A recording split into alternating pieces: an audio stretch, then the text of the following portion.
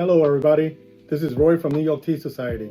Welcome to another episode of Yi Tian Yi Cha, where each day we review one tea. And the one tea for today we're going to focus on is called Tieguanyin. Tieguanyin. Now, Tieguanyin is an oolong. It is also a cultivar, right? So Tieguanyin is a cultivar, which originally the tea was made from that cultivar, but today you can find Tieguanyin made from other cultivars as well.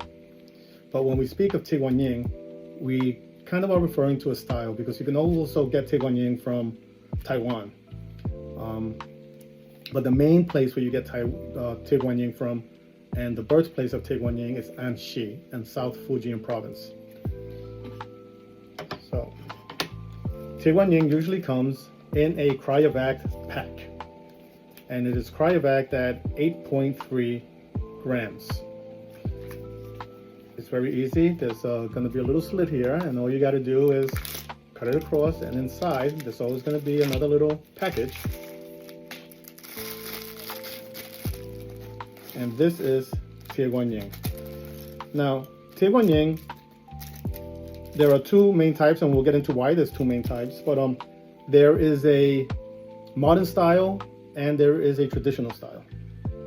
Today we will be brewing a modern style, and if you can tell, it is green. If this was traditional style, it would be more brown, because the traditional style is roasted, right?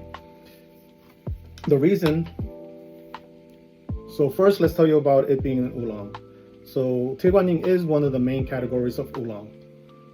You have dansongs, which come from the Guangdong province in the Huangshan or Phoenix Mountains, and that is one major category of oolong. Then you have yancha, or rock tea, cliff tea, and that comes from northern Fujian province, and which are those are very highly roasted. And then you go down into South Fujian province in Anxi, and within Anxi they're making Tieguanyin. They make both traditional and modern style, and within traditional and modern style there's many subdivisions of how they're making it also. And the last category of oolongs would be Taiwanese oolongs, which within itself has many different types of oolongs, from the bug-bitten Oriental to the charcoal roasted, slightly oxidized Dongding, to the high mountain oolongs, which are very floral and green, right? So, but it is one of the major categories of oolongs, and it was also one of the most popular teas in China at one point. But let's start brewing it.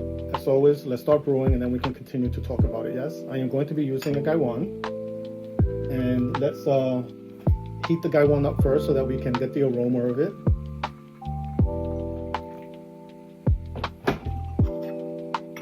Let that just warm up a little bit. If you notice, the leaves, they're going to be slightly rolled, but not very tightly all rolled like the ones in Taiwan. But they have a slight roll to them, a little curl and a tight, loose roll. And in this particular case, it's a very slight oxidation and no roast, right? Already from the dry leaves, I can smell a very floral scent. Maybe because it's cryovac, the scent just stays in there, and you can really get a nice smell of it. But the reason that we warm up this vessel is so that we can get a good sense of that aroma, right? Once you apply a little bit of warmth to it, you can get a better idea of what we're dealing with here. Shake it a little bit just to get everything moving, and then we'll smell. Oh yeah, there's a floral scent that comes out, but there's also a very distinct, once you start drinking more tea, there's a distinct aroma and taste that comes with a Tieguanyin. This is beautiful, and I can't wait to start drinking it with you.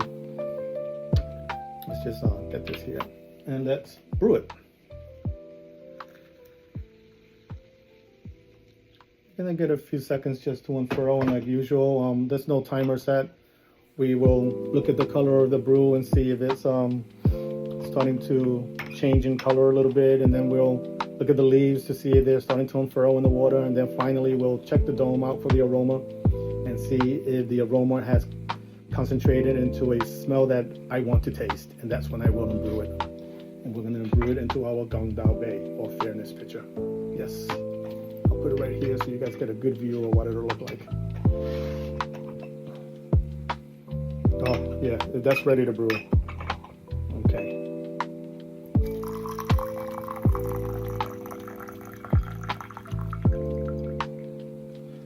So, if you notice, this is golden color. You can tell that the oxidation is light in there. It's not a heavy oxidation. If you look at the leaves again, you'll see that they're still basically green.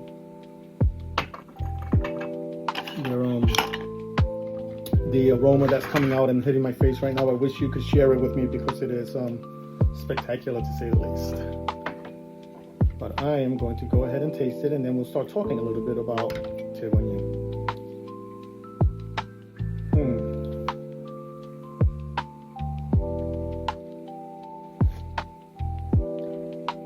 Oh, absolutely, that is beautiful. So, first I'm going to start by telling you the legendary story of Tieguanyin and how it was named. So we'll start off with a farmer named Mr. Wei. Mr. Wei lived in Anxi, and he used to walk past the temple every day while doing his daily routine, and the temple had been abandoned. And in this temple there was a statue which had been abandoned along with the temple, and no one was taking care of it. So it was overrun with weeds, it had dirt all over it, you could barely make out that it was a statue. And he felt sad. He was a very compassionate person, that he would walk by and feel sad. He didn't have the money necessary to go ahead and repair the statue, but he wanted to do what he could. So he started to clean it up. He started by getting rid of all the weeds, and he cut down all the vegetation around it and cleared it out. Then he got a rag and he started clearing off the dirt off of it. He got a bucket and started washing it up, and eventually the statue became presentable again, and he was proud of what he had done. And he's walking back one day, going towards his house, when he sees that the statue is not only presentable, it's glowing, right? And he was amazed, and he gets on his knees and he starts praying to Guan Yin. And he goes home and he falls asleep, and Guan Yin comes to his dream. Guan Yin tells him that to show her appreciation for all that he has done, she is going to reveal to him the location of a shrub which will not only make him and his family wealthy, but the entire village. Said, make sure that you share this shrub with everyone in the village so that everybody can profit from it, reap the rewards. So he takes when he wakes up, he goes over to the shrub, which is sitting right next to this big iron-colored rock, and he brings it back home and he grows it. And when it's big enough, he starts propagating it, and he gives all the other people in the village a shrub of their own, and he tells them to go ahead and propagate it also and start making a farm of it. And then they start brewing tea out of it, which not only made Mr. Wei and his family prosperous, but the entire village became prosperous because of it. And in appreciation to Guan Yin, they named it the tea Tieguanyin. Tie because of the iron-colored rock that it was sitting next to, and Guan Yin to show appreciation to Guan Yin. Guan Yin, I didn't mention earlier, is a reincarnation of the Buddha. She is the goddess of mercy. Okay, and that is how the story was named. Now you will hear, I'm sure there's some people out there saying right now, oh, that's not the official story. There is no official story. It's a legendary story, and there are many versions of this story. Okay, I myself have heard around 25 different stories. This is just the version that I like the best, and that's the one that I say. But there are many stories. And on top of that, if you want to go to Anxi, into the village, I believe the village is called Daping. I might be wrong, but I think it's Daping. You can meet the descendants of Farmer Wei, and they can show you the original shrub. And if you're lucky enough and travel a little over, you can find another descendant of the Wei family who can show you the original shrub also at a different location. And if you keep going around, you could probably find another Wei descendant that can show you the original shrub. Okay, so take all of this with a grain of salt. There is no historical evidence of any of this being true, but it is the legend story that follows along with this tea. Okay, so now let's go back to the tea. Why is there a modern style and a traditional style? So all oolongs began being made in China, were charcoal roasted and oxidized and roasted, right? So you have your dansongs and you have your yanchas, rock teas, and you also had Tieguanyin, and all of them was strip style, not ball rolled, and they were all oxidized and they were all roasted to different levels, of course. And during the 50s to 70s, machinery came into play, and the Tieguanyin area started to put the tea leaves into cheesecloth and roll them on the machine to make it easier. And that's how they started getting the shape that we see now. But they were still roasted and oxidized. And then later on, when the Formosa oolongs, that's the Taiwanese oolongs, which have become very famous because of their high floral nature and just the beautiful freshness, and they were green. They're Taiwanese oolongs, well, the high mountain oolongs, they're unroasted, they're not oxidized, or very minimal oxidation. And they're very, very light and green and floral, and they caught the market by surprise, and the market preferences started changing toward this fresh green style of tea.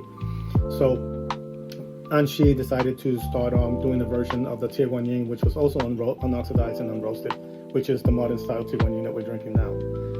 The traditional style, as I say, was unoxidized, unroasted, and you can still find it today. But if you were to walk to a shop and just see something labeled as Tieguanyin, most likely it's going to be the modern style, because that's what's overtaken the market. But absolutely, it's not hard to find. You can get traditional Tieguanyin. You just have to make sure that that's what it says on the package. Both are fantastic. Both different times, different reasons. Today I picked a modern one because it is a sunny, hot day, and I just figured that this green Tieguanyin with its floral nature will go so much better. But if it was maybe a little chillier out, or maybe it was nighttime, I might have chosen the oxidized one, which has a more nutty taste, and that charcoal roast on it, which is very pleasant as well. So I am going to end here. I'm going to do another probably 6 to 8 brews of this. I'm going to enjoy this tea, and I'm going to sign off of here. So if you're in the New York City area and you want to visit the Koreatown Tea Studio, which we have, please make a reservation on the website and come on in. I would love to share tea with you. If you are not in the New York City area and you want to become part of the New York Tea Society community, we do have a virtual tea club.